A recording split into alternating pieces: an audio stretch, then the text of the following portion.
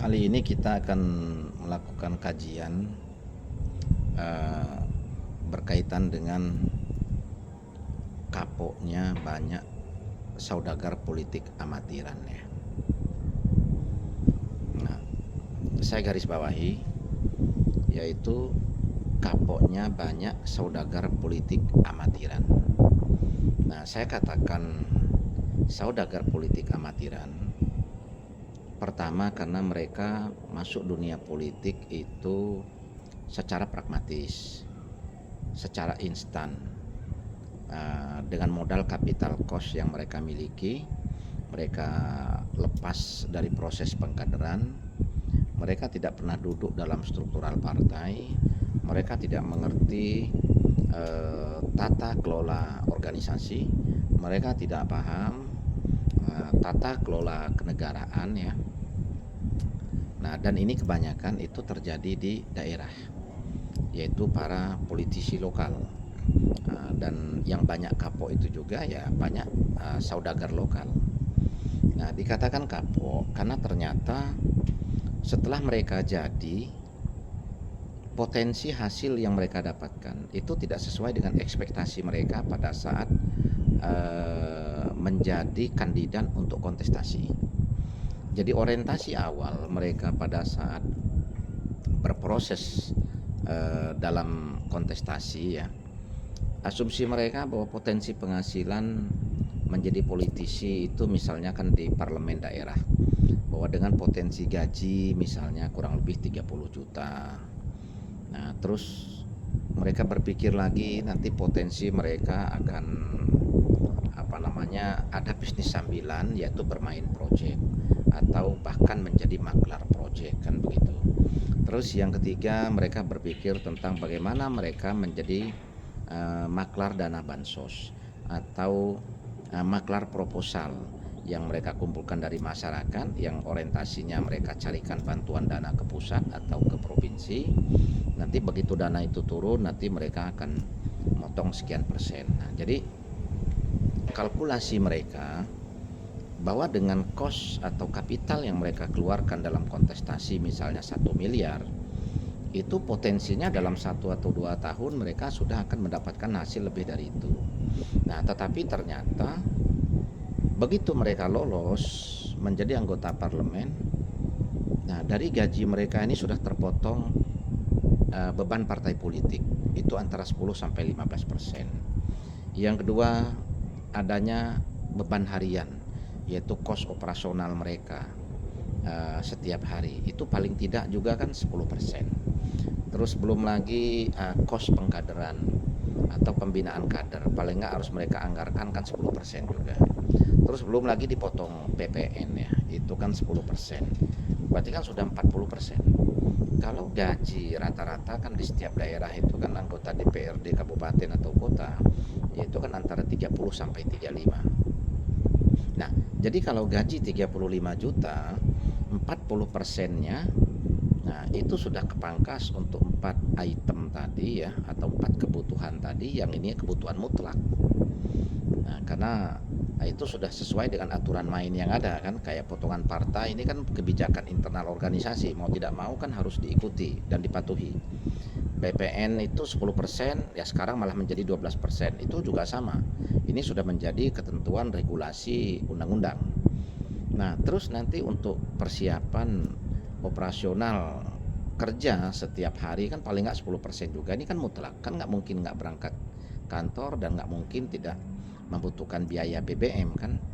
Nah, terus sama biaya pengkaderan. Nah, ini biarpun tidak begitu intensif melakukan pengkaderan di basic pemilihannya ya, atau di dapil yang menjadi daerah pemilihan dia, ya tetap itu minimal 10% dianggarkan. Jadi 40%. Kalau gaji 35 juta ya, ini kan sudah kepotong 14 juta, 40%. Berarti kan hanya tinggal 21 juta. Lah 21 juta itu dalam 5 tahun itu kan berarti sekitar 252 juta. Nah, 252 juta kebutuhan hidup dalam 1 tahun, yaitu untuk kebutuhan hidup keluarga ya. Nah itu kan paling tidak dalam 1 bulan kan 30%-nya. Nah kalau 30% dari 250 berarti kan 75, berarti kan sisa kurang lebih 175 juta bersih. 175 juta dikalikan 5 tahun. Nah berarti potensinya 875 juta. Ini bersihnya 875 juta, sementara mereka menjadi caleg. Taruhlah misalnya kita minimkan biaya pengeluaran, misalnya mereka habis 600 atau 700 juta. Berarti kan ada penambahan penghasilan kan hanya 175 juta. Nah, dalam hitung-hitungan kalkulasi bisnis kan rugi. Nah, karena ekspektasi mereka kan paling tidak dalam 2 tahun mereka sudah bisa menghasilkan 1,5 sampai 2 M. Karena bayangan mereka, oh nanti mereka akan menghubungkan antara pihak kontraktor lokal misalnya dengan panitia lelang, sehingga mereka akan mendapatkan komisi misalnya kan. Nah, masalahnya adalah saudagar politik amatiran ini kan tidak mengerti tentang tata kelola negara, nah, tidak mengerti tentang ilmu pemerintahan. Nah, akhirnya dia ini tidak mampu melakukan fungsi pengawasan secara profesional. Dia tidak vokal dan kelihatan juga kapasitas sumber daya manusianya itu pas-pasan. Akhirnya kan di parlemen itu kan nggak diperhitungkan. Nah, dia melupakan bahwa sebenarnya orang-orang atau politisi yang berpotensi bisa bermain dalam konteks proyek-proyek APBD itu ya. Nah, itu kan biasanya kan dari kelompok politisi partai penguasa. Nah, itu biasanya kan diperhitungkan oleh oknum-oknum pejabat daerah setempat. Nah, yang kedua, dia cerdas. Fungsi pengawasan dia jalankan karena dia punya kapasitas, sehingga dia ditakuti, diperhitungkan, maka ada ruang dia untuk bermain. Nah, terus yang ketiga ya karena dia vokal. Nah, dia vokal, berani. Nah, ini berpotensi. Nah, sementara saudagar politik amatiran ini nggak masuk dalam 3 kelompok tadi. Akhirnya dia hanya mengandalkan gaji yang dia dapatkan bulanan, terus dia mengandalkan sisa dari uang saku kunjungan kerja misalnya kan. Ya kan kalau kunjungan kerja anggota dewan daerah ini kan uang sakunya kan paling berapa? Paling antara 5 sampai 6 juta. Taruhlah misalnya 6 juta. 6 juta kalau misalnya dalam 1 tahun kunjungan kerjanya 5 kali kan cuma 30 juta. 30 juta dibagi 12, berarti kan 2 juta setengah kan. Nah, hitungan per bulannya kan. Nah, jadi itu pun kan sebagian juga terpakai.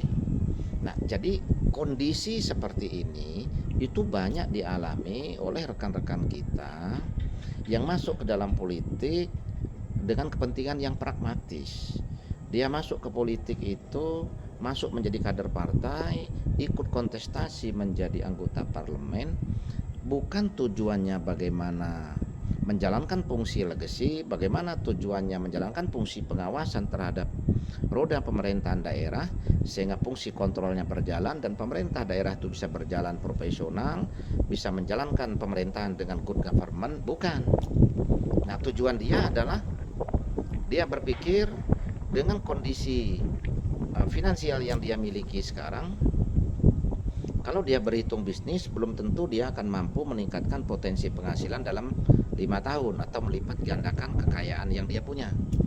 Nah, sehingga dia berpikir kalau dia masuk ke parlemen, sudah ada gaji tetap, ada potensi-potensi lain yang bisa dia jalankan, ada peluang-peluang lain yang bisa dia tangkap, sehingga perhitungan dia secara kalkulatif, ini kapital yang dia punya ini akan meningkat dalam waktu 5 tahun. Nah, ternyata tidak sesuai. Akhirnya yang terjadi apa? Menjelang akhir masa jabatan, nah dia sudah nggak ada lagi namanya pembinaan, nggak ada lagi namanya pengkaderan, nggak ada lagi namanya dia turun ke bawah, bahkan dia akhirnya kan nggak ada niat lagi untuk ikut dalam kontestasi lah. Disitulah kenapa setiap periode periodik kontestasi pemilu 5 tahun ini selalu muncul ya bibit-bibit baru, muncul kader-kader baru, muncul saudagar politik amatiran yang baru ya, karena kan saudagar pas-pasan ya yang masih ingin dan berorientasi meningkatkan nilai kapital atau kekayaan yang dia punya dengan beragam asumsi, tapi ternyata tidak sesuai, dengan beragam ekspektasi yang tinggi ternyata tidak terwujud. Akhirnya dia kapok dan memutuskan untuk tidak mencalonkan diri lagi. Nah, ini yang terjadi hampir di setiap daerah ada kelompok yang masuk dalam kategori ini ya. Jadi ini bisa dicek, silakan, karena saya juga banyak menemukan di lapangan kelompok-kelompok saudagar politik amatiran ini yang akhirnya dia trauma dan kapok lalu undur diri dari dunia politik. Akhirnya dia betul-betul merasakan trauma di mana kos yang dia keluarkan itu kan tidak sesuai. Tetapi ada yang memang betul-betul saudagar, nah dia masuk ke politik itu hanya untuk mencari identitas, untuk membangun performa dia sebagai lompatan untuk mengejar target kualifikasi politik yang lebih tinggi itu ada.